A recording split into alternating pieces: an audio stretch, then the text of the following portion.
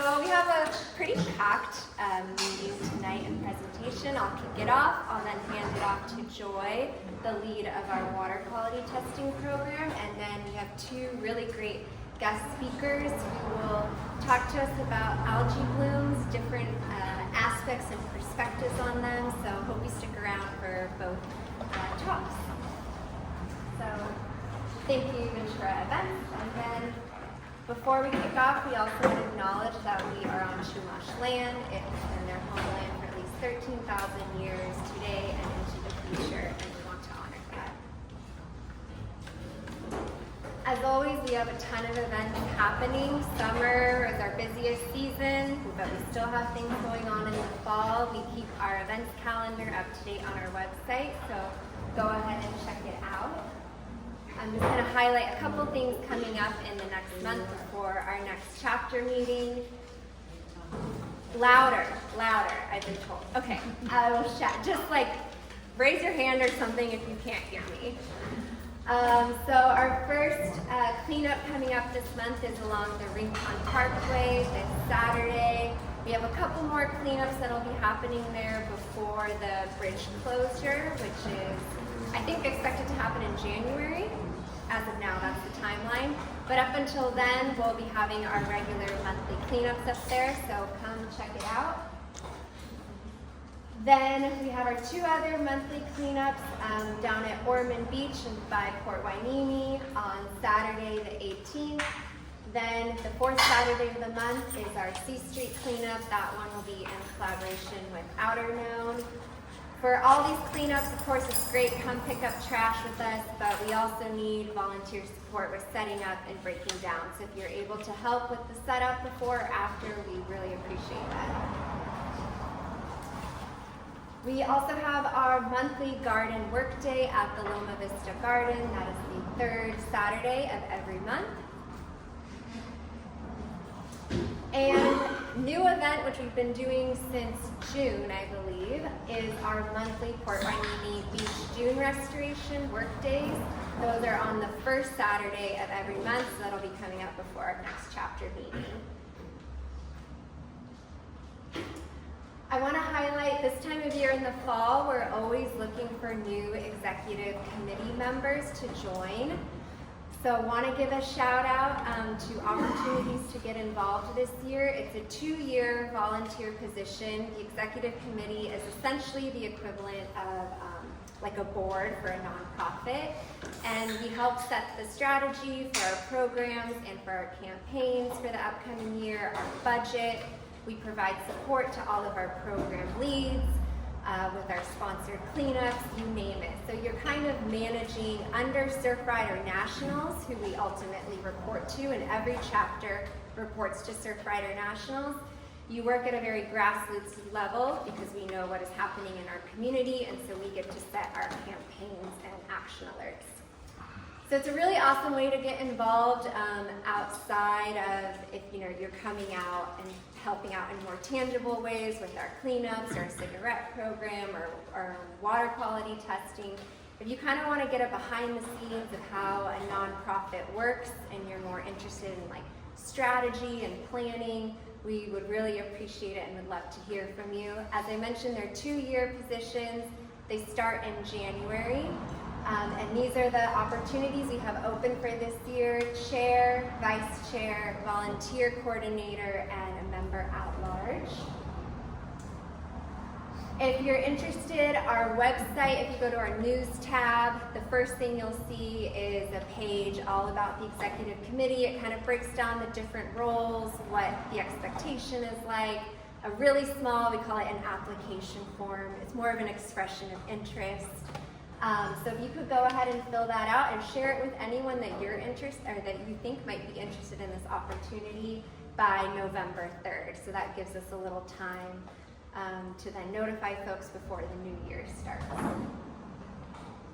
And I don't think I introduced myself. I always forget to not introduce myself. I'm Alexandra, the current chair of our chapter.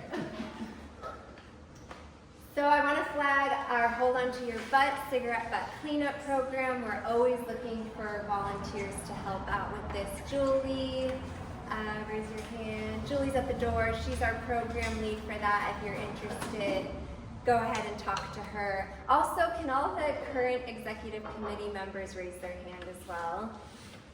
We have Dave here. We have Britta in the back, Marie back there as well.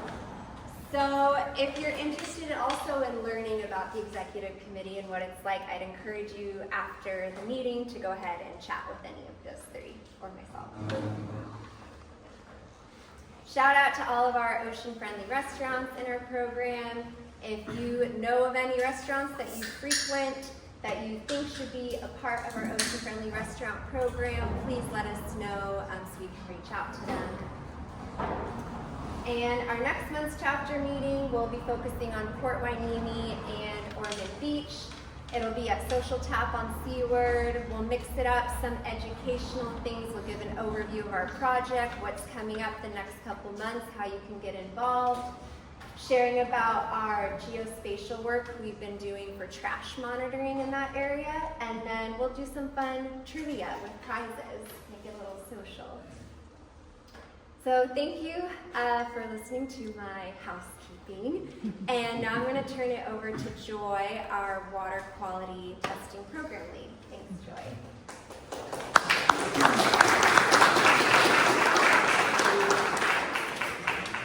Thanks everyone for coming out. I know it's warm in here. Sorry, there is AC, but it's not working. So if you want to get extra drinks, feel free to stand up and get an extra drink. My name is Joy Downing-Riley. I run the Blue Water Task Force for our chapter.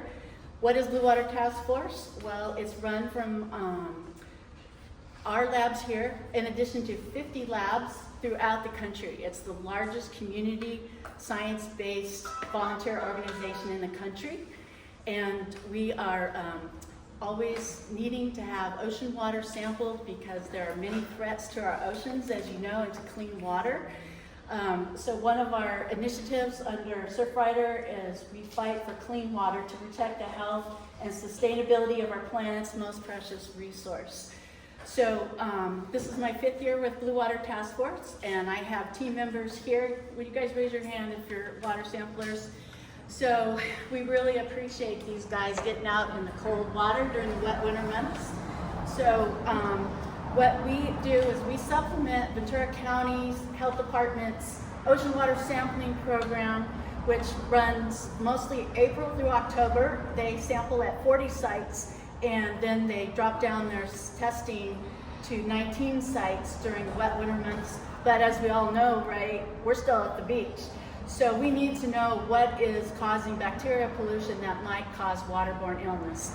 So our mission is to help people stay out of the water when there are unsafe water conditions that might cause recreational waterborne illness.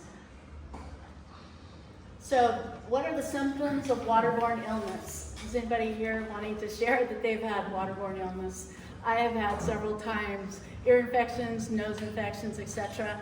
So what we test for through Blue Water Task Force is a particular bacteria called Enterococcus, and this is what it looks like.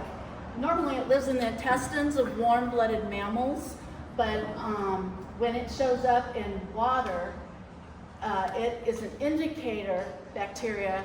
That means that other bacteria and viruses are in the water that can cause waterborne illness. Symptoms of waterborne illness are diarrhea, that's the most common one, stomach cramps, vomiting, weight loss, loss of appetite and fever, skin, eye, ear, and nose infections.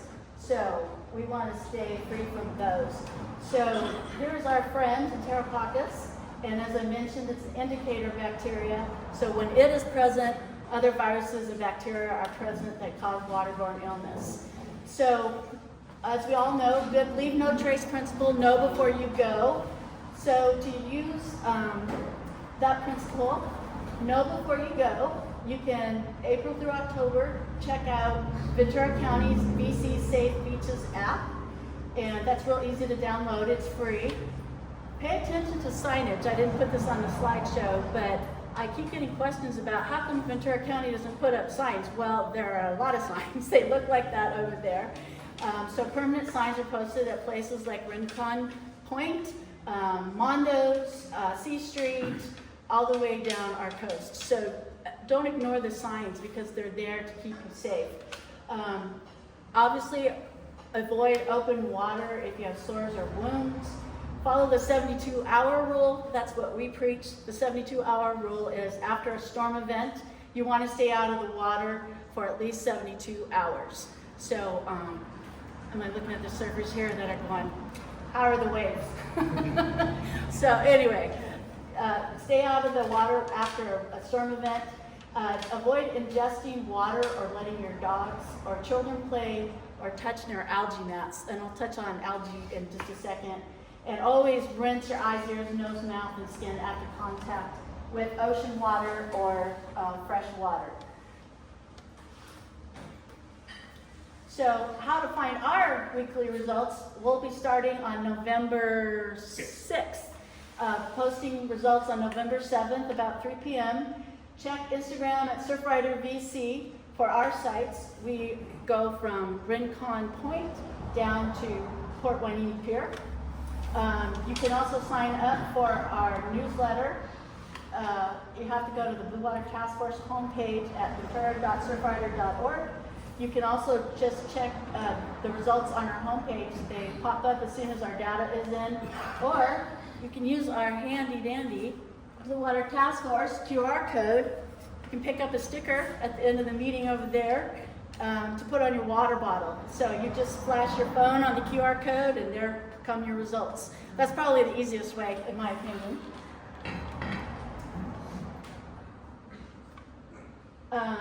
So we are here tonight to talk about algae blooms. So the reason we're focusing on algae blooms for this meeting is because they're on the increase. Climate change and more nutrient is a word for fertilizers, have caused an increase both in freshwater algae blooms that are toxic, that can cause harmful impact of animals and people. So here is a tip to stay away from algae blooms. So don't enter the water where algae mats are present. So say, for example, I was just at the estuary this morning. There's floating mats, and you can see algae growing up from the bottom of the estuary. Those are not necessarily toxic to us, but you want to keep an eye on them. We do have some results just from the summer. We did a survey of the Ventura River, and we did find some species of cyanobacteria present. We sent a composite sample to our state lab, and they didn't find that those blooms were causing any type of toxin to be released that could be harmful. But you need to know to stay away from algae. In our marine waters, which Marco is going to talk more about, the first way you know that there's a harmful algae bloom out in the Channel Islands is to watch for sick and stranded sea lions and dolphins.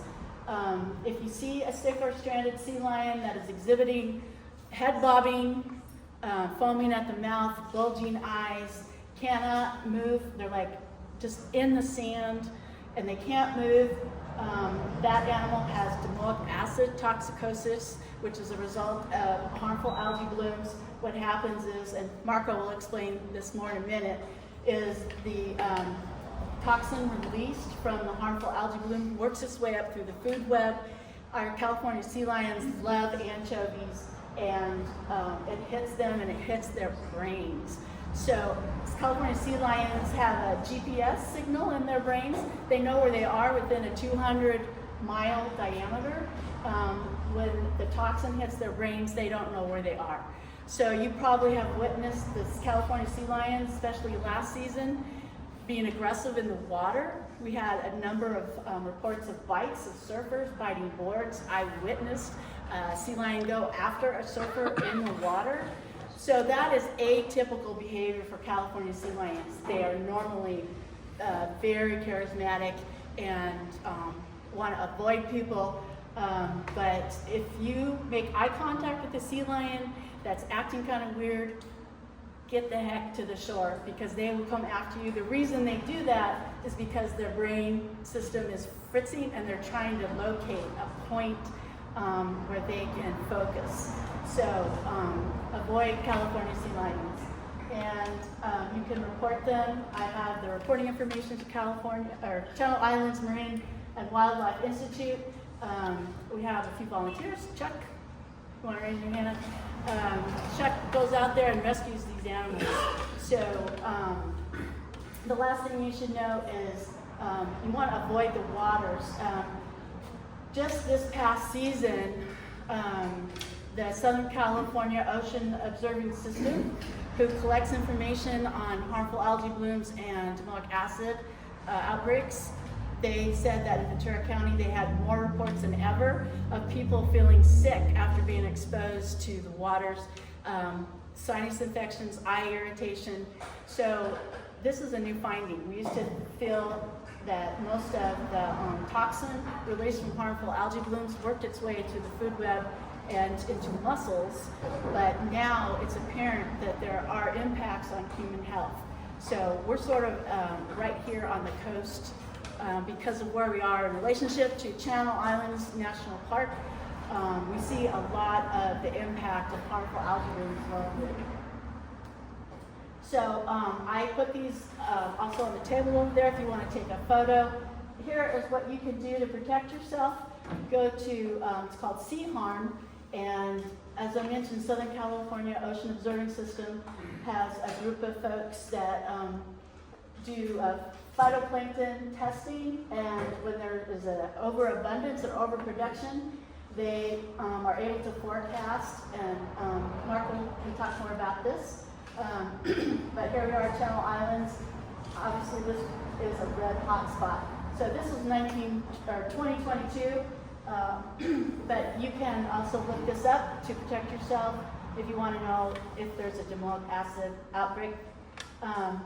Secondarily, here's another resource you can check for freshwater harmful algae blooms.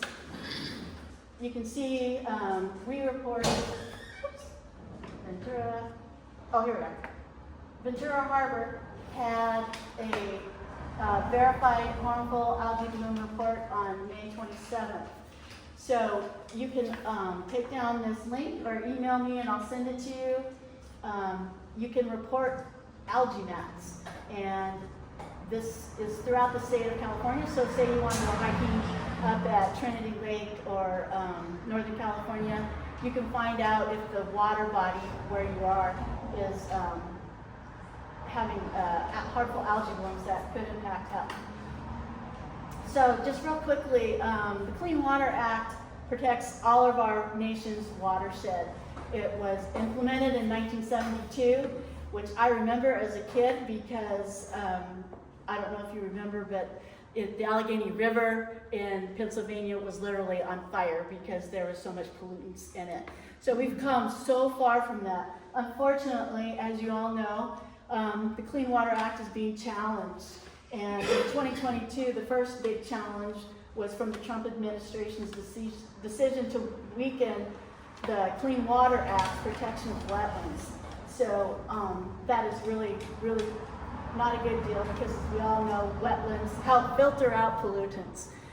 Does anybody know where California in our area last wetland, one of the last wetlands is?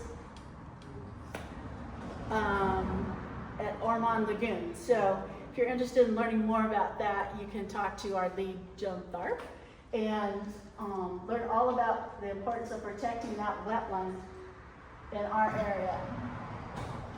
So here's the last thing I really want to talk to you about, and oh gosh, the Clean Water Act is currently under attack further from this new legislation called the Permit Act, and it would dramatically weaken protections for coastal waters, rivers, wetlands, and drinking water.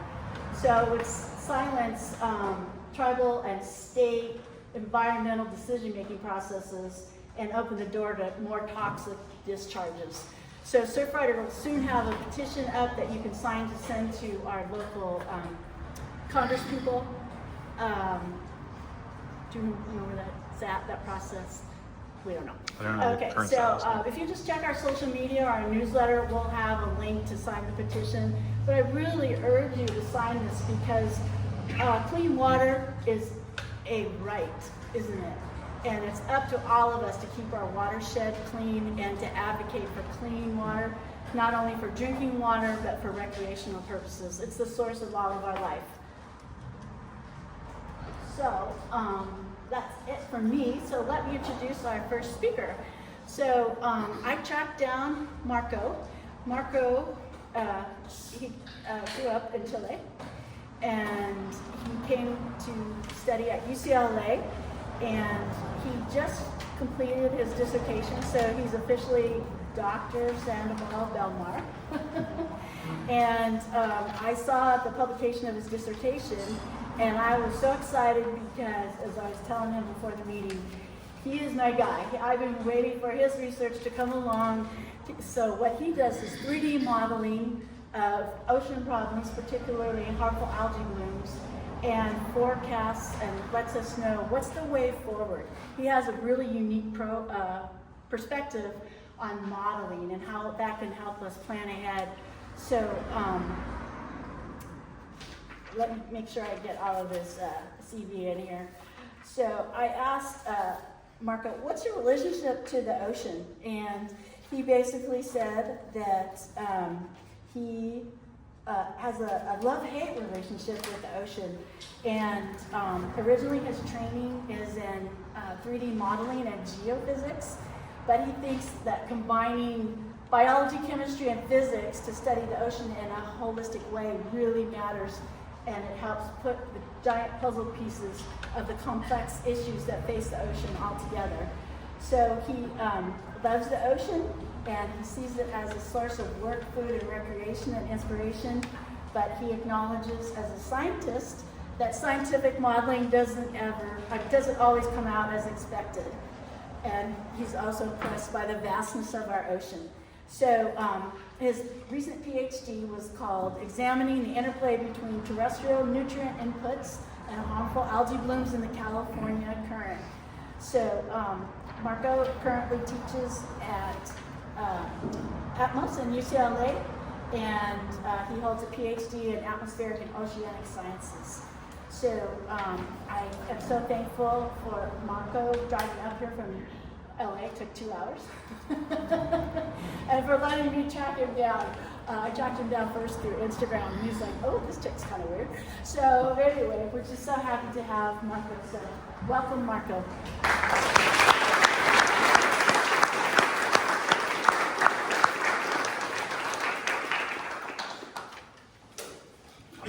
My own timer.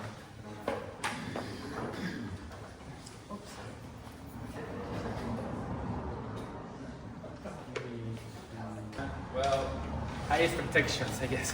Thank you for having me. Thank you for inviting me to give this talk. So to talk about what I call the harmful algal bloom, I'm gonna be calling HABs most of the time. And what happened this year with this massive event that we have at the beginning and until the early spring. So there's many things to cover here, so I will quickly go, and may you notice that this year we have this massive event that covered some of the major counties here in the Southern California Bight. Here the news call it the horrific scene. A lot of sea animals get stranded, get intoxicated, not only sea lions but also dolphins as well. A lot of this marine mammal center getting more than 100 calls per day at some point. A lot of anchovies and sardine fisheries got completely closed for at least maybe 100 days or so, affecting whales. Some whales die because of this. And what maybe also is interesting for you, I don't know if this person is with us here now, because he's was a surfer from Oxnard, so he was surfing and got attacked by a sea lion. And he ended up in the hospital. I think he's fine as well. But so you may notice that this is a big thing, as Joy was telling you. So let's start with the definition. So I always like to break this in kind of the definition of harmful algal bloom, starting with first algal or algae, okay? Especially microalgae. So here you have the typical food web, where right at the bottom we have what we call the autotrophs, the guys that actually can produce their own food via photosynthesis. And we focus mostly on these little guys over here that are called phytoplankton. These are the microalgae, okay? Literally, they mean plant wanderer or drifter, so meaning that they cannot swim against the current, so they just drag away with the waves. And these guys are little, super teeny tiny, right? We cannot observe with the naked eye. We need to rely on microscopes or even fancier technologies. There are many shapes, colors. These are really cool. There are some zooplankton here as well, the ones that actually eat the phytoplankton. Many kinds. You have diatoms, dinoflagellates, cyanobacteria. This guy is really hard, Rhaphidophisiae. And here I'm showing you an example of one dinoflagellate called Alexandra catenella, or catenella, that changed for me. We are going to briefly touching about this guy, and it's a major problem in my own country. That's why I always like to show this. Now the blooms. Another example of my country. Whenever you have the right conditions, for example, precipitation, then you will see like this burst of life, what they call the flowering desert in the Chilean Atacama Desert. This is going on right now, actually, and this is really beautiful. And in the ocean, we actually have the same. Whenever you have the right condition of nutrients or fertilizers, as Joy was saying, light and temperature, then you have this flowering proliferation or bloom of phytoplankton. You can observe this on your satellite image in true color, what they call. But also, we observe this using an algorithm to detect chlorophyll. Chlorophyll is the pigment that phytoplankton has and plants to harvest light. So basically, scientists have developed an algorithm to detect this with satellites. This was taken a few weeks ago, and here in red you can see clearly how a major chlorophyll signal that we can relate more or less with phytoplankton biomass. Okay? And finally, why harmful? Harmful is causing or likely to cause harm. Really simple. Now, how HAPs can cause these harmful effects is first of all by sharp currents. If you have this crazy shape like this, Cacoteros concavicornis, like these spiky things, obviously this can affect, for example, some of the gills in fish, and they can die because of this. The other way is with the high biomass leading to subsurface oxygen depletion. Basically, you need to think that this is organic matter, this is phytoplankton that is alive, but at some point they die. So bacteria need to show up to decompose this dead organic matter. And to be able to do this, they utilize oxygen. So you end up with a situation where you have oxygen depletion in some regions that leads to mass mortality of some fish, for example. And finally, the one that we are going to cover is this release of toxins, secondary metabolized phytotoxin. For us, it's just toxin. And there are many different types of toxins that can affect different parts of the human body. Now the question is why? Why do they produce this toxin? Maybe you want to poison your predator or change your taste so they don't eat you.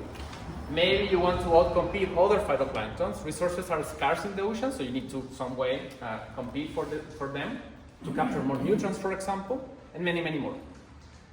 So there are many kinds or types of poisons. I always like to put these three. Those are, we're getting there.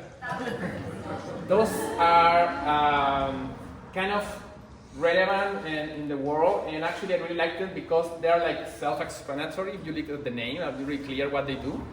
And basically, obviously it has negative effects because, you know, public health, people get intoxicated, you spend more money monitoring. Fishing and aquaculture activities, some mussel farms, some shellfish farms, some fishing activities need to be completely shut down, affecting unemployment, mistrust, people start consuming or going to the ocean. Tourism, nobody wants to go to a place that, you know, the water looks weird, animals behave weird, or the ocean stinks, so obviously affecting tourism. Now we can jump to the full definition of harmful algal bloom, at least a definition that I like.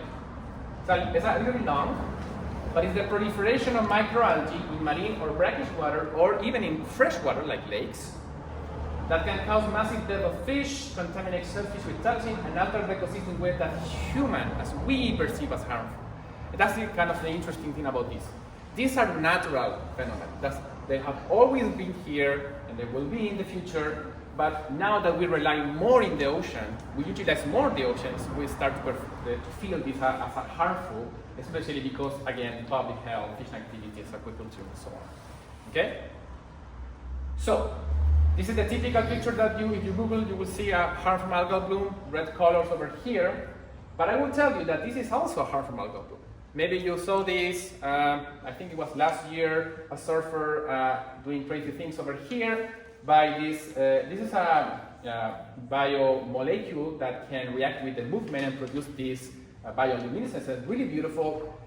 But I would not recommend to do this because it can give you some skin irritation, some headaches, some stomach problems. So it's better to avoid this. But it's really cool, by the way. So, do have favorable environmental conditions, right? Which can lead to blooms that can last, a few weeks, few months. They can span from a few kilometers to 100 kilometers. And people also call them red tides. That's another common name. And it's kind of easy to see because of this color over here, but actually it depends on the type of the pigment that the phytoplankton contains, right? Sometimes it can have green color, sometimes brown color, sometimes not color at all. So that's why we usually call them better halves, general definition. About 5,000 species of marine phytoplankton. We know that 300 can bloom in high densities and color the waters, and we know about 80 mother plants. Okay? So what is the reason for making a hub? So first of all, what are the common characteristics of the organisms that produce hubs? The short answer is none.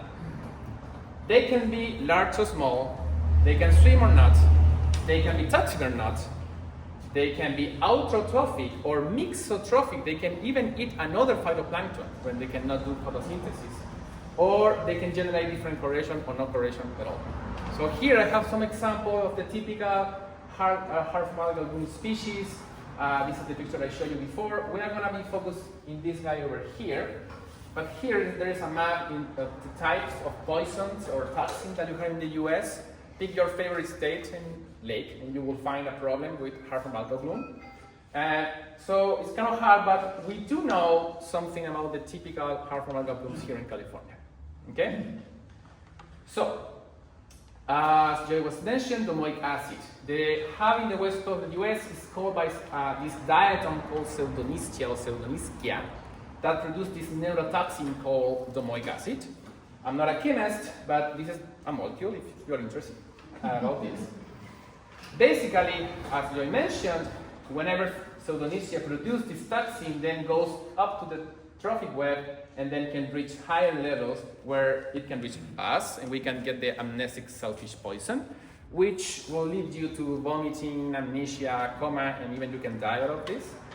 Luckily for us, the monitoring is really good, really efficient, so we haven't had any major intoxications in the last years, but marine mammals get affected a lot, and we will see how and why. And also, particles with the A can sink and reach the sediment, affecting benthic feeders like lobster, like crabs. Okay? So, this is the major reason why, right? These guys eat pounds of fish and shellfish per day. So, they bioaccumulate a lot of this toxin per day. Meaning that, yes, then they will get the typical symptoms, as Joy was mentioned, the seizures, the confusion, foaming, the aggression, and they can get stranded. But what is a stranded marine mammal, first of all? So the definition says it's an animal on the shore that unable to return to the water, needs aberrant medical attention or trapped away from their normal habitat, or they're just dead marine mammals on the beach or in the water. So if you ever encounter this situation, as Jay was mentioned, do not approach to them because they can get aggressive because they are kind of lost and confused. So it's better just to call your hotline or Marine Mammals Training Network. I think there is one specifically for this region, that is the Channel Island Marine Wildlife. But yeah, just give a call and do not approach to them. So finally, what happened this year? It all started back actually in December and well all the way to April with this domoic acid toxin and Alexandra, the one that I showed you before, releasing the paralytic shellfish poison. both were going on at the same time, which is not really common. Both tend to happen in different regimes or different times of the year. It started usually early, from December, starting from Baja and spreading on into the Bight. March was the worst of all the months. The rescue center overwhelmed. I told you about more than 100 calls per day. And then a lot of do not eat warnings, a lot of sport harvest, Bibles, shellfish, clothes from Santa Barbara, sardines, and from Concepcion to Mexico border. So I took this from the California Hub Bulletin. This was for May, June, but this is the overall what we saw this year. More than 2,000 total DA-related stranding only this year, which is a lot, and we will compare. And you can see here, it was caused mostly by Pseudonistia seriata group. That's the kind of the last name. Here there are 4 major regions of observations. You can see clearly that it started in January, somewhat March 2025 with these scripts, and then a big jump right in Santa Monica, and the region that we are monitoring right now is Stern Wharf, is this region over here in Santa Barbara. Okay. So eventually the event declined, the marine mammal stranding dropped, but there were still some advisory from sardines that because it takes some time to depurate, to get rid of the toxin in the tissue. And here you guys actually had another heart from algal bloom from Heterosigma akashiwo. They call it the flying potato because I guess it looks like a potato and it can migrate vertically a little bit. It can a little bit of movement. They actually got some reports of inhalation and skin irritation here in Ventura County. So how this year compared to the others? This is by far one of the largest in at least 15 years. These have some years. We haven't had events since starting 2022, but this guy goes all the way to 2000s. It's a lot. And the thing is, like, affect a lot of females that are pregnant. So non-rescue pregnancy lion give birth to like pups. It's kind of hard to know what will happen or to predict into the future after having 4 years in a row, especially during the breeding season. Okay. So, in terms of factor, I always like to go from very local and biologically mediated to more like global scales. So, I always like to start with competition, as I told you before. Bacteria also can stress the algae and leads to production of domoic acid. And grazing, which is when zooplankton wants to eat the phytoplankton and stress the algae and produce domoic acid. Then, on top of that, we have all of these nutrients, all of these fertilizers.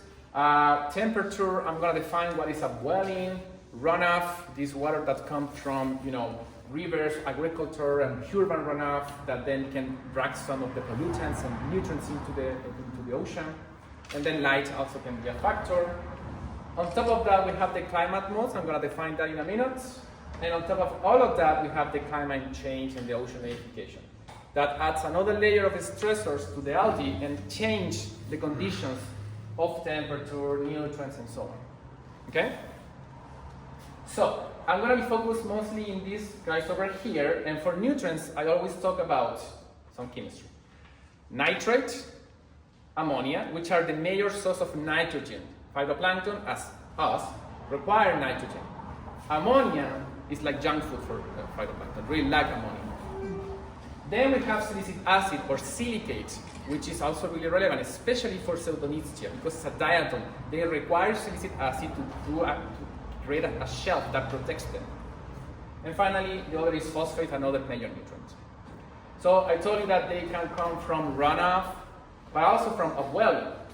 So really, briefly, this is a natural phenomenon that always happens in California coast during the spring and summer months.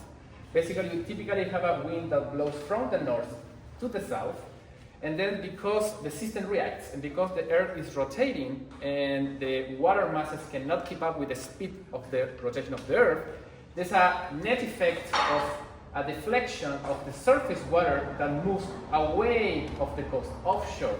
So water is leaving the near shore. So water needs to be replaced. You need to replace this water from somewhere, and that is from below, from the subsurface. So technically, this, we call it upwelling, brings colder temperature because it's at the subsurface. It brings high salinity, for example, but also brings a lot of nutrients. Then phytoplankton is really happy because they have light, sunlight, they have the nutrient. Zooplankton is even happier because they can eat phytoplankton. And then you have the big fisheries, big fish that can consume these guys. And then this is why it's so productive in terms of fisheries here in California. Okay? This is a natural process that goes on. And I told you that on top of that, we have the climate modes. The most common one that maybe you have heard is El Niño and La Niña.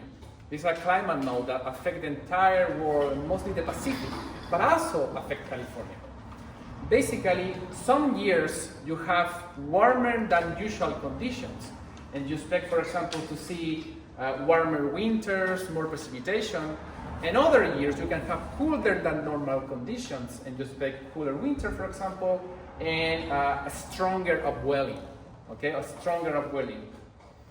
I like to think about this like a swing in the atmosphere and ocean system that changes to a negative, normal, positive every 3-6 years or so. And we call El Niño the positive phase, a warming phase. And La Niña, we call it the negative phase, the cooling phase. Okay? We good? What about Santa Barbara Channel? Santa Barbara Channel is a no hotspot where events often start early in the season. It's well studied, and it happens because of two major reasons. First of all, you have the normal upwelling, winds blowing on the north, right at Point Conception, and this water sometimes can enter the channel. And also, you have another type of upwelling because of the curvature of the coast. When wind blows in this direction, also you can have another upwelling. Okay? So that's one reason. The other reason is the cyclonic area. You can see that there is two currents, one going in this direction and the California current, then they converge over here to produce this cyclonic area, this counterclockwise, that tends to accumulate, concentrate particles, nutrients, and also pseudonesia, and then probably leads to production of domoic acid. What we notice in this region is a lot of the events actually are at the subsurface, not at the surface, which is a little bit tricky because means that, for example, we have a disconnection of what is going on near shore. Sometimes we get stranded animals right at the coast, but the pier station do not measure any concentration of domoic acid. We don't see domoic acid at the coast, and we see stranded animals at the coast. So these guys are going offshore, foraging at the subsurface, consuming anchovies, and getting intoxicated, and then get stranded at the coast. So it's like a disconnection sometimes. So jumping on my research, just briefly, people have measured domoic acid along the California coast. They gave me the data, and we construct like this map of number of observations in each of these different points over here. How many points do we have? And we found that we have good amount in three major regions, which are the Monterey Bay, Santa Barbara Channel, and San Pedro Channel. Okay, so we did some correlations, analysis, statistical probabilities. I'm not going to show you any of that. I'm just going to show you a summary of that. Okay.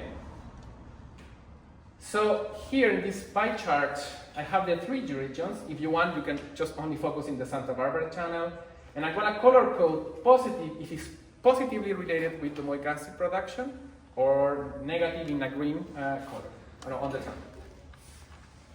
So winds, it is always positively related with domoic acid presence. And it is obviously positively related with upwelling, because you need winds to have upwelling. So more upwelling is more likely to have domoic acid presence. The typical signature of upwelling, I told you, is cold temperature. So it's a negative relationship, temperature and domoic acid. And more salinity, higher salinity, so a positive correlation between salinity and domoic acid presence. And chlorophyll A, as this pigment that phytoplankton contains, it's going to make sense, right? Because more phytoplankton, more likely to have more chlorophyll, and maybe more pseudonesia, and then more domoic acid presence. In terms of nutrients, we notice this positive relationship with nutrients, nitrate, phosphate, but here's where things become to be a little bit interesting. We saw it's like this negative relationship with salicylic acid.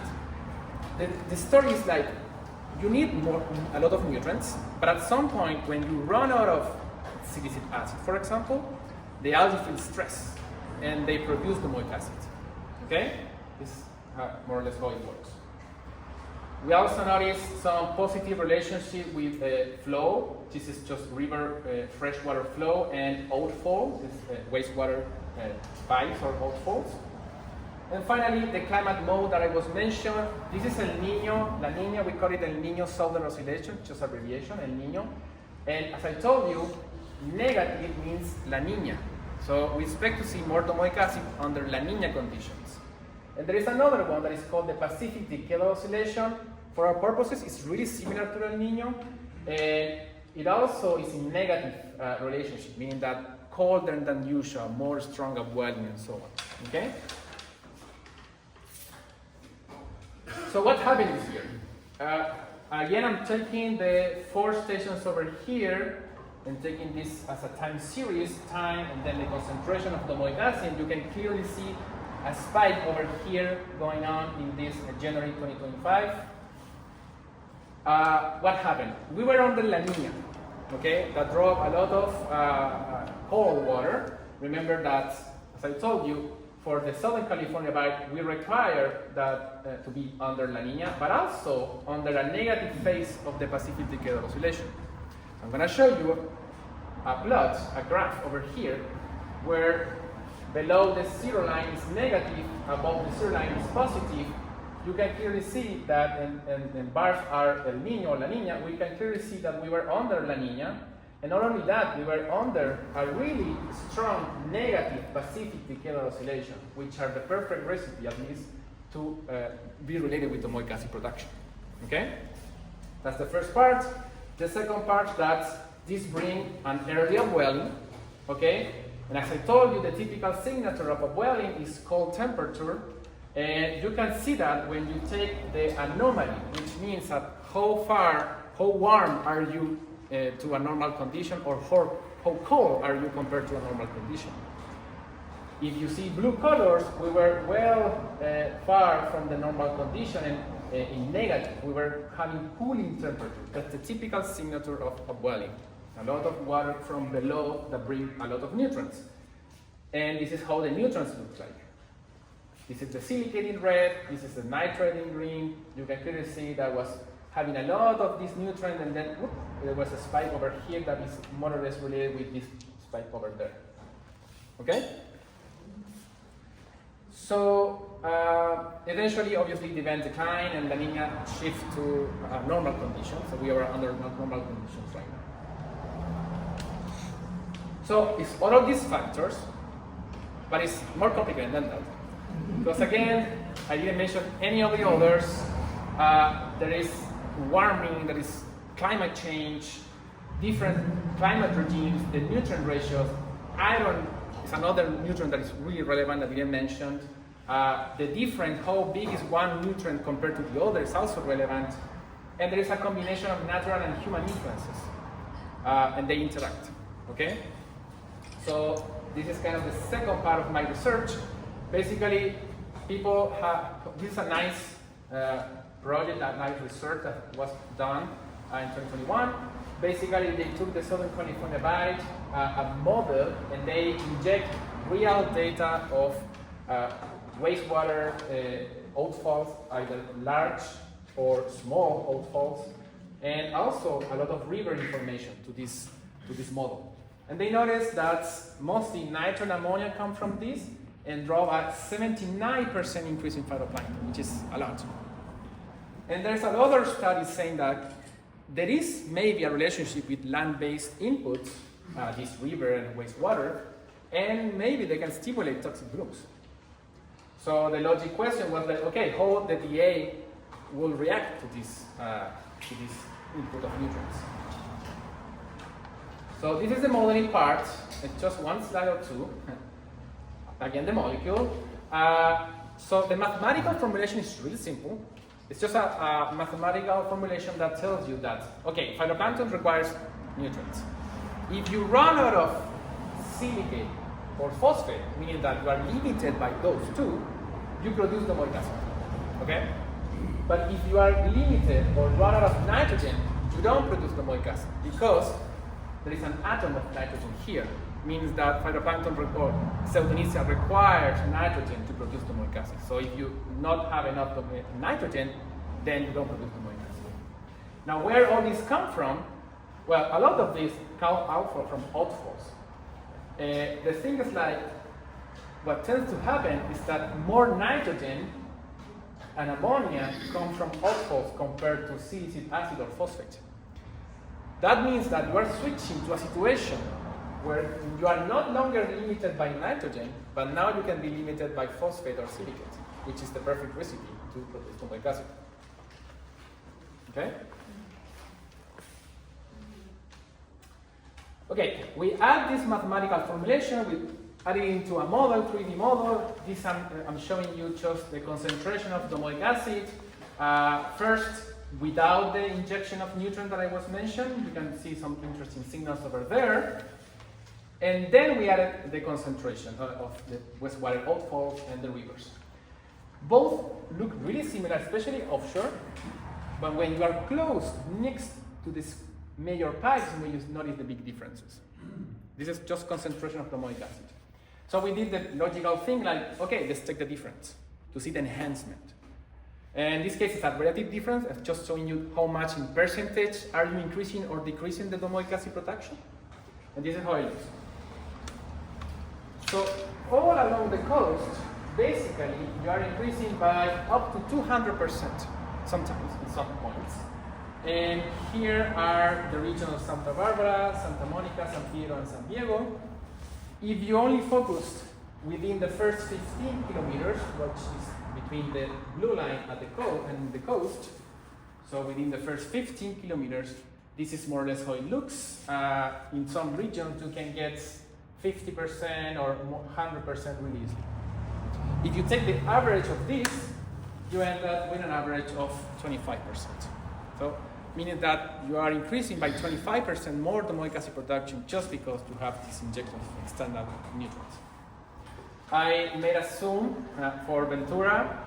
We are right now, at least for my results, Ventura is kind of in a region that not much things are going on right here, but we are kind of sandwiched between two regions that actually increase a lot, 100 or 50%, and I will say probably maybe because of the rivers over here, and maybe the outfall, the minor pipes over there, okay?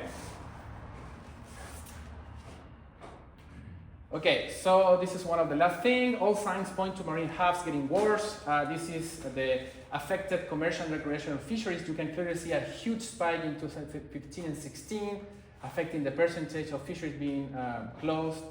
But this didn't go away after this happened. It consistently keeps increasing, and also it started in 2023, but then it started a bit big in the last years. So we have larger blooms, intensified after 2015, large duration and shifted in timing. This year was about 5 months, and 2023 we had one for 6 weeks. And now the toxin and level impacts, we have multi-month and multi-year fisheries closures, cetaceans are being frequently affected, more attack of sea lions, and multiple toxins are now threatening animal health. So the take-home message is basically to say that toxic algae blooms are common along the California coast. It's a natural thing. They happen really hotspot here in Santa Barbara Channel. They usually start early because of this offshore area and this retention zone. And you can have the situation of a stranded animal at the coast, but you don't see the domoic acid concentration being really big at the coast. While dry these events, I told you, fueled by a whaling, nutrient imbalance, and are shaped by these climate modes and Niño La Niña. And what's changing are becoming larger, longer, and more toxic. And climate change is expected to make conditions more favorable for future hubs. Also, human influence matters. Positive relationship. I show you a positive relationship with water flow from rivers and wastewater. And I show you how the nutrients from rivers and wastewater increase by at least 25% on average at the coast. What can we do? And I divide this in 3 aspects. First is support the local monitoring. As Joy said, the Blue Water Task Force is really relevant because they complement whenever they don't measure in the winter time where you actually have the biggest waves. So it's really relevant the work that they are doing, especially if we can push a little bit offshore, that will be even better. So like local community action, I would say advocate for better nutrient management in watershed and upgrade some water sewage and treatment plants. I know here there's a common problem of sewage spills and some problem with the Oceanic water treatment plant. And finally, I would say that this is one good things to do as an individual, but also I encourage you to stay informed through the California Hub Bulletin. It's really simple. You can Google it and you will find all of the information for each and every event. So that's all that I have for you, and I have any questions.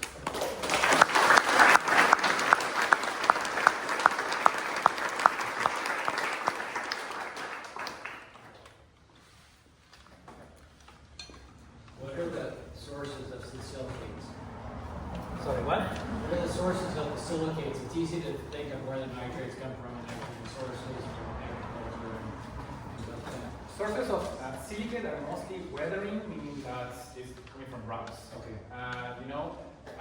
But also come from every time that you have organic matter that then decompose, we call that decomposition or remineralization. That brings all the nutrients back to the ocean. So if they were in a organic matter way, then become inorganic nutrients again. So then you return back the concentration of nitrogen, silicate, and phosphorus. So that's another source, big source. The other are sediments, but for purposes, the main way is from rough weather. So if sediments were disturbed inland, they would translate down into the ocean waters If sediment were disturbed inland, through wildfires or erosion or floods, just took large amounts, larger than normal. so yes, so everything that affects sediments can also affect the water column, right? In sediment we have the major sources of nutrients as iron, for example, and other nutrients as well. So yes, it also affects the environment for the animals that live there, like crabs and dolphins, stuff like that. So any big disturbance that we have in the sediment can be translated all the way to the water column as well. So yes.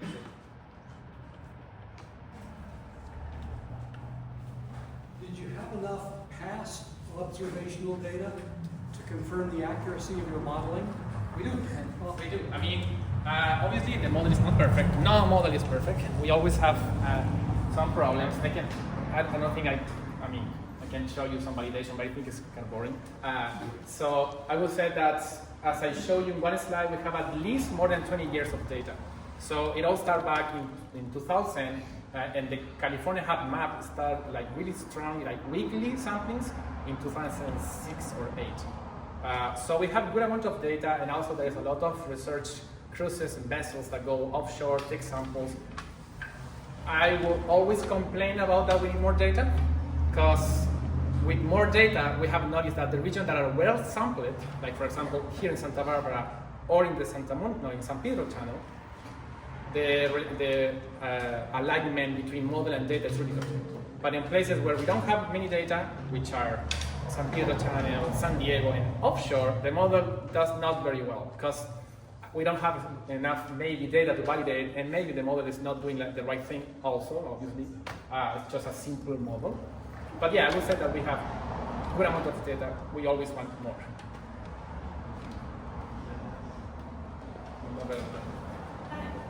Great presentation.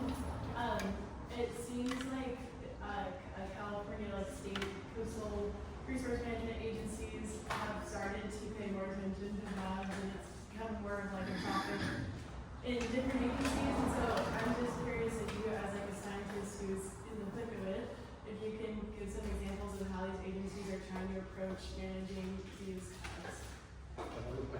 I don't know if I can answer this. But yeah, by the way, I'm not a marine biologist, I'm not an expert in pollution. basically, I got all of this data and run my models. What they usually do is they fund a lot of research, and especially a lot in modeling, and especially in the Southern California Valley, because as I told you, in this region is tons of nitrogen coming from wastewater pipes and rivers. So people are really concerned, and the people that work under stakeholders, they spend a lot of good amount of money and in all kind of type of models to validate or to see if they actually are able to predict to the future. So I will say that at least for what I know, this is one of the major way of, and also for example, they push us to do this kind of nutrient management assessment. So basically, if you have a model, you can turn off and on and reduce the concentration of the input of your nutrients and see what happens in your model. That's another way that they are also really interested, and they push us to do this kind of assessments. I would say that this is for my side. Maybe also they funding other lab experiments, or like try to understand, because all of these factors are really uncertain, right? There's like many things that can play a role. So maybe they also fund those kind of research. So that a bit of those. Thank you. They were. Well, I used to hear that runoff from farms, all the fertilizer they use in the farms, is what contributes to a lot of the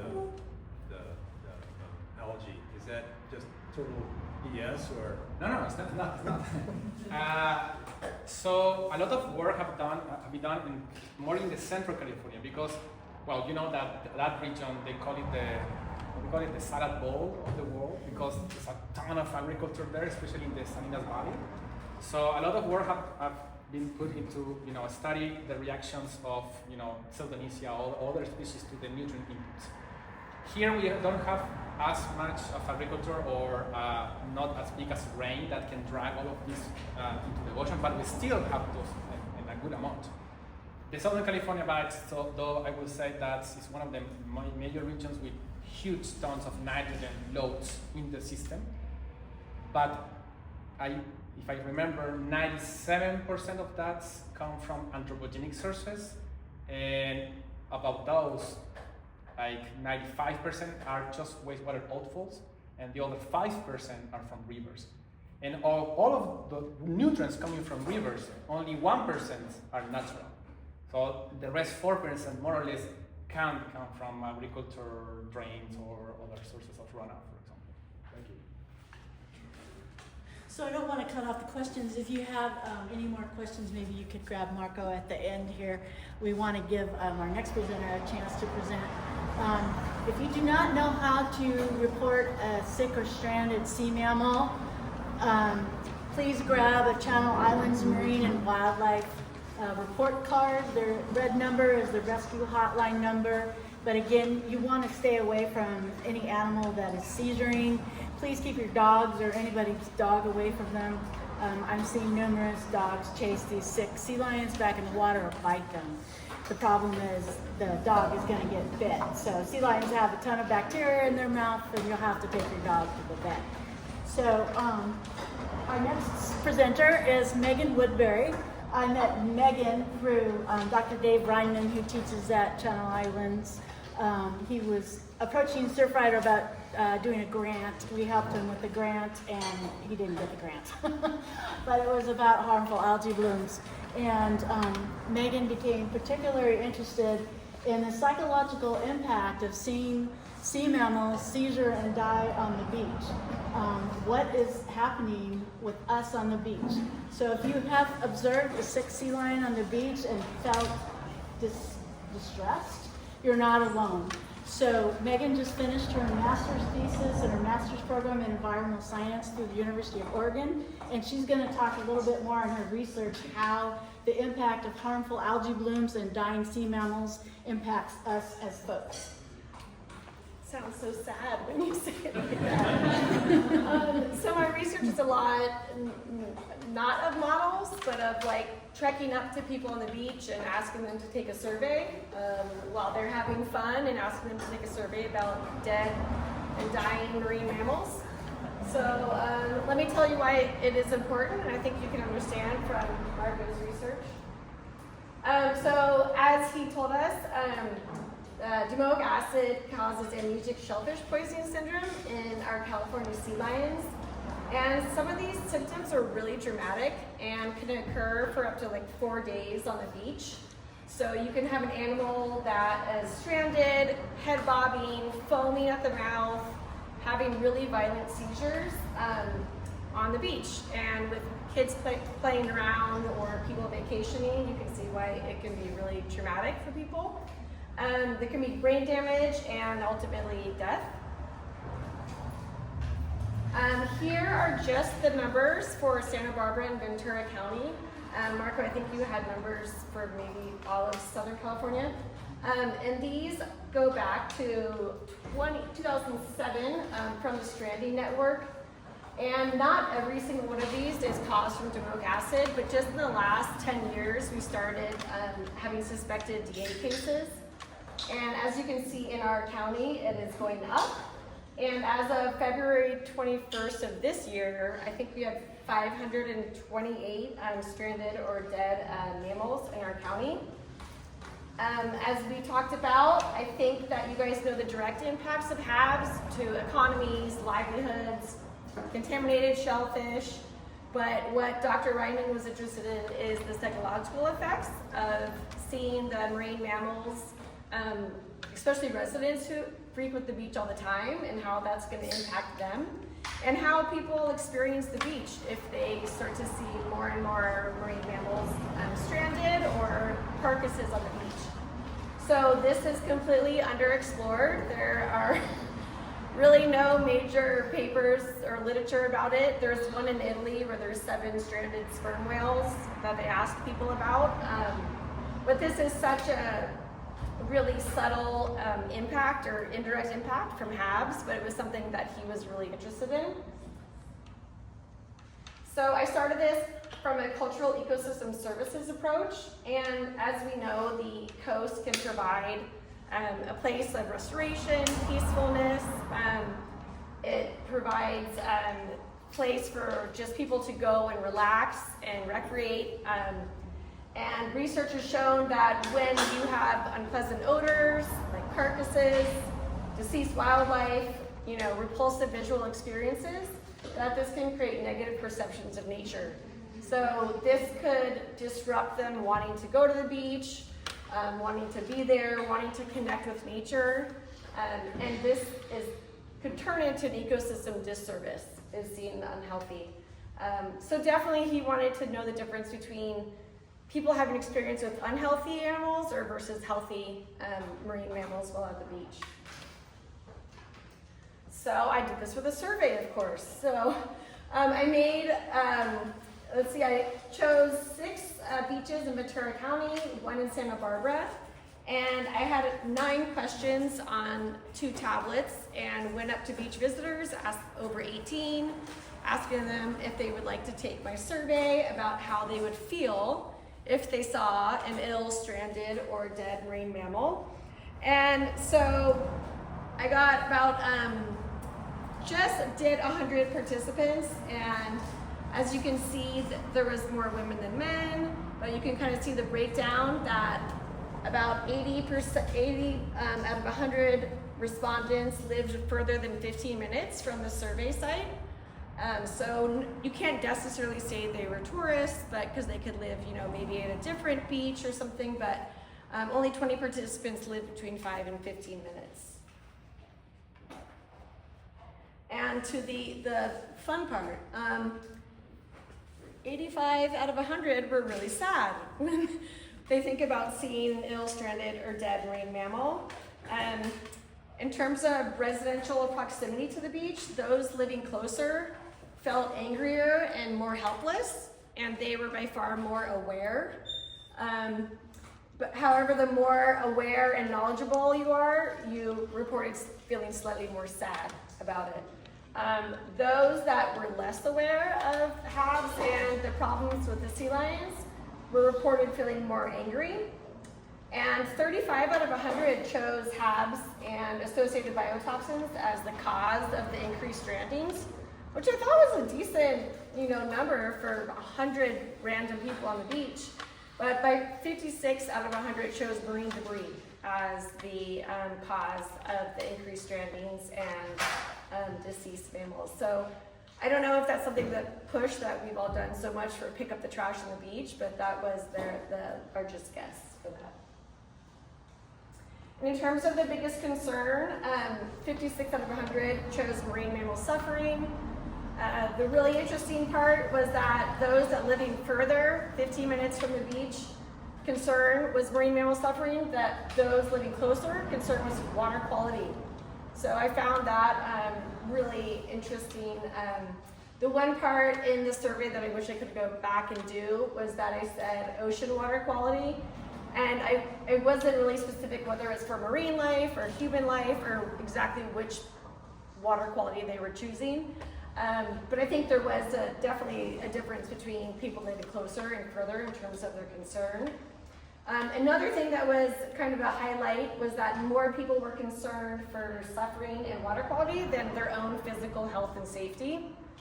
So people understand, well, this is kind of interesting because there were kids and dogs running around, and people may not know how these animals behave when they're stranded or having seizures, and they were more concerned for the water quality or suffering than something happening to themselves, or they are not also connecting that the ocean could be unhealthy, the animals are unhealthy, so maybe them getting in the ocean is not healthy. So that was another. Beach experience. I think we could all guess this. 50 out of 100 respondents said their beach experience would be less enjoyable. One that was interesting was 47 out of 100 said that the experience of seeing an ill, stranded, or dead marine mammal would bother them after leaving the beach. Thought that was actually kind of high. Those that visit less often, so that's people that visit once a year to 4 times a year, report their enthusiasm would decrease and that they had a less enjoyable experience than more frequent visitors. I don't know if this is due to like the shock and maybe they're more vulnerable because they don't see as many strandings, or if they've spent a lot of money and time coming to the beach and then all of a sudden they see a dead animal and their time or special visit to the beach is ruined. And next, the response and behavior. So I think the positive thing for the tourism industry was that we would say 70 out of 100 said their future decision is not affected by strandings or mortalities. However, 28 out of 100 said they'd consider going to another beach or not returning to that beach at all. I certainly think that this is inhibiting their connection to nature and their willingness to go to the beach. Those that visit less often and live further away were more likely to consider going to another beach. And if you were looking at it as a tourism board, like that's important. If people are changing their decisions to not come to Ventura beaches, if they're seeing more and more stranded animals. I think that definitely degrading conditions can change people's experiences with wildlife and recreating in the water. And that's a really compressed version of my research.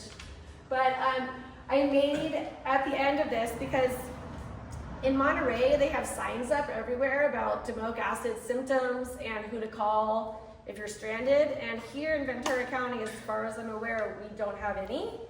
So we have people want to drag the animals back into the ocean. They want to feed them something because they think they're hungry. We have no communication to the public about what is happening to them. Usually lifeguards are the #1 people that beach visitors ask, and sometimes these are 19-year-old kids that don't know what's going on themselves. So I made an ArcGIS story map link, so I distributed that to the harbor department to send to the lifeguard stations so that they can give it to the public.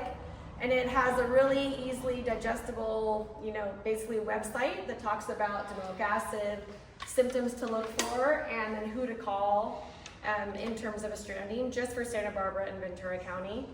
But hopefully I think better communication and public outreach could help people maybe understand what's happening and maybe be less confused, maybe less angry.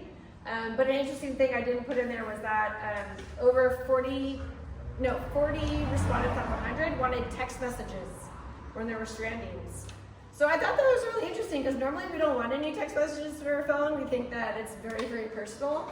But people would want notice of which beaches have strandings. So I've got 4 kids, and I know my daughter saw one seizing, and it was really traumatic for her that she even asked about it like a week later.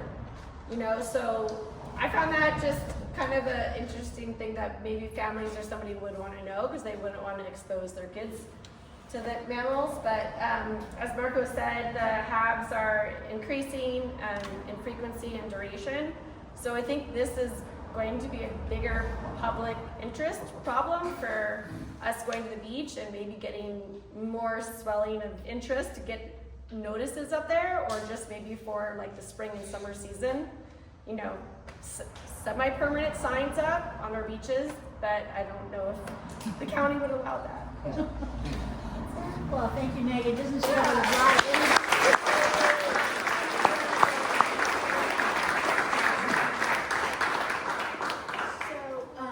What I wanted to say is we need to pay attention to our sentinel mammals and the story they're telling us, right? So I forgot to mention there's another group besides SIMWE called Channel Islands Cetacean Rescue Unit, and they take the tissue from dead dolphins and whales, and they study those again to trend what's happening with the DA in our area. So if you're on the beach and you see a dolphin with a big square, it's not a zombie. It's those researchers that have been there. So live strandings, call SIMWE, dead dolphins, dead whales, call Channel Islands Cetacean Rescue Unit. So lots of information here. There will be a quiz as you leave, so make sure you do your homework for next time. So go ahead. I have a question. Yeah. Did you interview the respondents during stranding?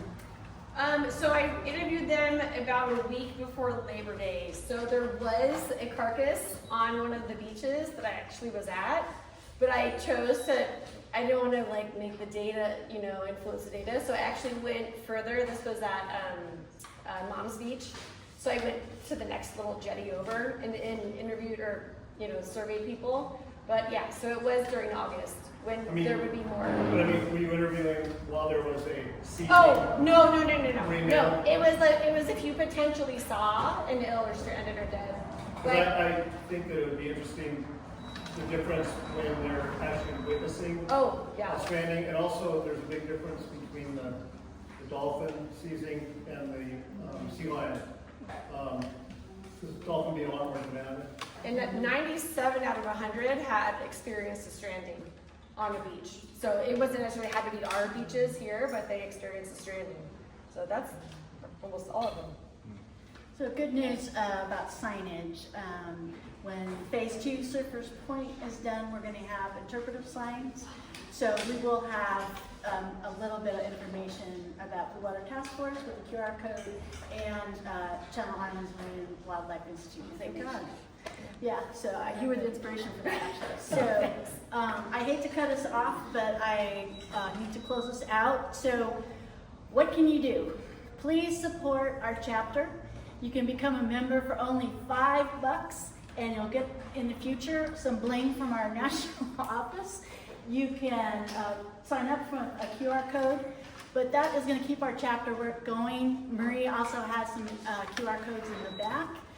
Please follow us on social media or sign up for a newsletter to find out what we're doing locally with all of our programs. And also, as you're leaving, if you want to share with us your email, we can add you to our monthly newsletter. You can also go on our website and subscribe, but either way. right, so, and then I forgot the last thing is, we need more volunteers for Blue Water Task Force water sampling. We have our team's full, but people go out of town or get sick, so we need substitutes. And if anybody is interested that lives in North County and sampling at Rincon Creek and Rincon Point, that's a really important surf site. We like to keep our eye on chronic bacteria problem there, so we would love to have you sample up there if that's an issue. But please support our chapter work. As you can see, we're doing a lot. Blue Water Task Force also does source pollution tracking through DNA studies. They're kind of expensive, so we're always looking for extra funds to do those.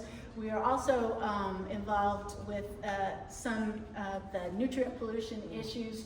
We've developed a relationship with the Water Quality Board and also with the Farm Bureau, trying to hold them both accountable for enforcement for the bad actors that are over applying fertilizers and pesticides in our area that end up in the ocean that impact our health. So if there's not any more questions, oh, there's a question. Can I just add that a lot of waterfowl that are affected, especially pelicans and cormorants? Yep. Yes. And you can call Sandoval Wildlife Rescue, and we have volunteers all up and down the coast that will pick them up. Great, thank Yeah, you we for found mentioning that. pelicans. Yeah, And Santa if we get them Barbara. in time, we can save them.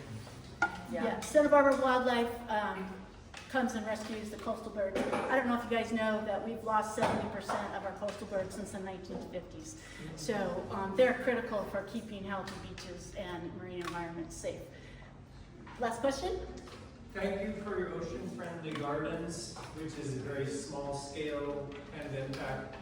Is Surfrider going to push for more stormwater treatment as King County did to help their salmon? Oh, that's a big question, but yes, please support our ocean-friendly gardens. You can look on our sign-up page, opportunity pages for learn how to do ocean-friendly gardens. Our region is different than like King County, but we would love to see more fish in our river, right? Paul is the author of the Ventura dam removal, and hopefully we'll be seeing our fish come back once that dam is down and the river is flowing as it used to be. So sorry I can't ask your question more in full, but different regions, different answers, but thank you for bringing up ocean-friendly gardens. Yeah, just one more thing. I appreciated the talk by Mark earlier.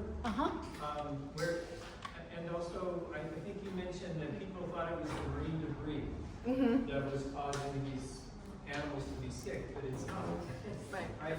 So there's so much emphasis that people have put on catching the trash before it goes out. You know, Oxnard has, you know, a special kind of trap to trap the plastic bags, you know.